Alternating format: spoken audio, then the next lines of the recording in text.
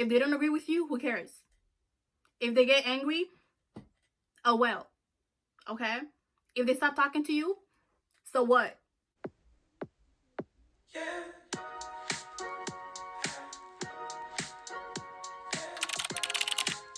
Hey loves, welcome back to my channel. If you're a subscriber, thank you for joining me for another video. And for those of you guys who don't know me, that are new to this channel, my name is Divine. So in today's video, I'm going to talk about mental health. There are so many categories that you can talk about when it comes to mental health, but in today's video, I'm going to specifically talk about how to speak up for yourself. I feel like many people struggle with this, myself included. I have struggled for it for a couple of years, but I'm like now getting the hang of it, still learning, but I just want to share a little bit kind of how I made it work for myself. If this video can help one of you guys, if maybe you're struggling with the same thing, if you know somebody who's struggling with the same thing, then this is a video for you. Okay, before we even get into this video, make sure you subscribe if you haven't yet and like this video. So speaking up for yourself, well, before you even get to that point, there's I guess I divided them in a category or steps that you need to go through in order to achieve that. So step number one is basically try to figure out who are the people that you want to tell these things to. So you need to figure out who do you want to tell these to first. Who are you trying to say something to? Who are you trying to cuss out? Who are you, figure it out. So what I use so what I do is I actually write down a list of people that I want to talk to. Literally take a sheet of paper and a pen, write down whoever that you want to tell these things to, right? And also one question that I ask myself is, why do I struggle sharing my feelings with this person? What's holding you back from telling this person how you feel? Is it because you're maybe scared of rejection? Is it maybe because you don't want confrontation? Or maybe you're scared of their reaction? For some people, it may be because they're scared that the other person is not gonna agree with it, or maybe that the person is not gonna validate the feeling. I understand, but you can't always just keep things to yourself and bottle them up and suppress it. So the first thing, figure out what you want to say and to who you want to say it to. Once you've done that, then you dive into step number two. I actually have journals. I don't know if anybody else. Nope. Maybe it's just to write my thoughts. It can be about anything, my day. I'm always writing my thoughts. That's how I communicate with myself, I guess. So I have a bunch of journals. I didn't take them out. So I've been literally writing in journals since high school, and I always just write whatever I feel all the time and things like that. That actually really helps me a lot, because some people are really just good at hello, you did this is what I'm feeling, da da da da da. That is not me. I feel writing them down is actually better for me.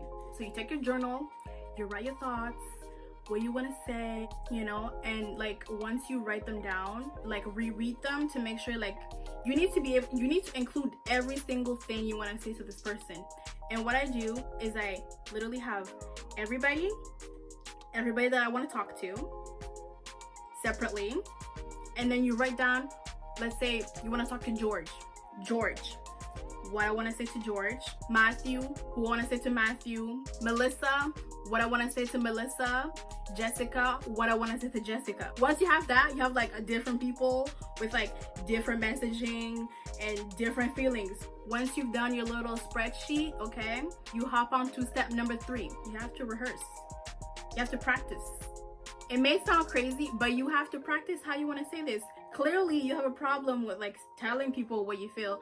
So you can just practice how you're gonna say. Read it out loud. Does it make sense? Read it through, just like you would a paper or a homework or an essay or whatever. Literally go through what you just wrote. Read it out loud. Make sure everything is laid out. And then once you're practicing it and reading it out loud, then you have to practice in person. Obviously you're not gonna go to the person and read it to them. So what I do, again, don't judge my life, okay? this is just how I did it, okay?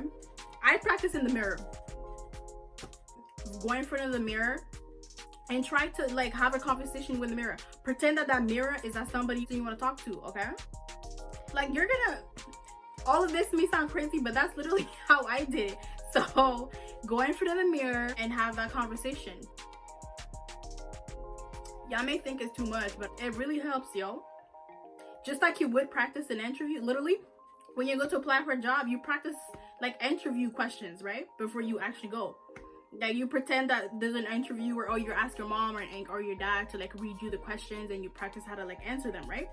Do the same. And once you're like comfortable with just having that conversation with yourself, I feel like you're gonna be ready to like go ahead and speak to the person. And I'm not saying that, oh, if you do these steps, you're gonna be like, yup, let's go, I'm ready, I'm gonna go talk to this person and this and that, and it's gonna go everything.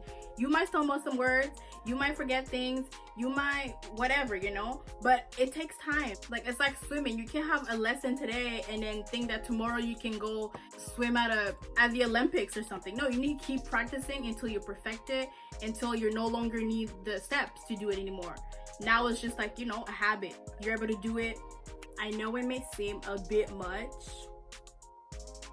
but you have to be realistic. It's gonna take time.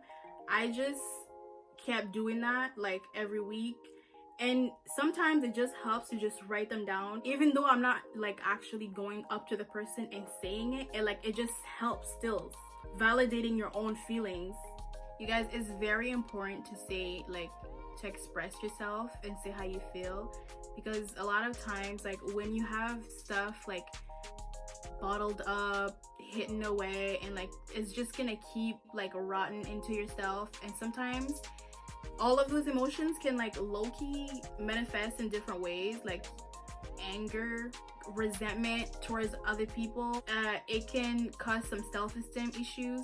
So it's your responsibility to make sure that the like inner you is spoken for, you know, because nobody else is gonna speak for you.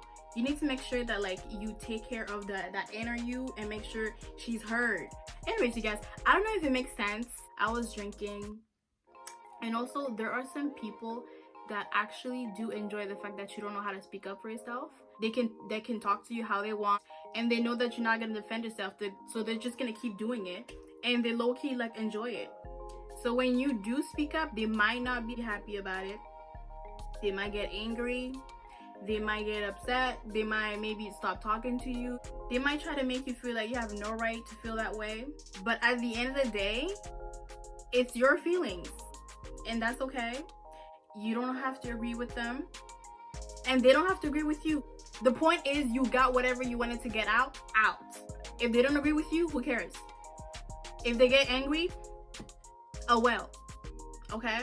If they stop talking to you, so what? At the end of the day, the whole point is to actually be able to verbalize what you're thinking and how you feel, and get it through to other people, and just owning your feelings, validating your own feelings, you know, take care of you. Anyway, you guys, I hope you guys like this video. I will see you guys next week. Speak up, okay? Speak up. Love you guys. Mwah.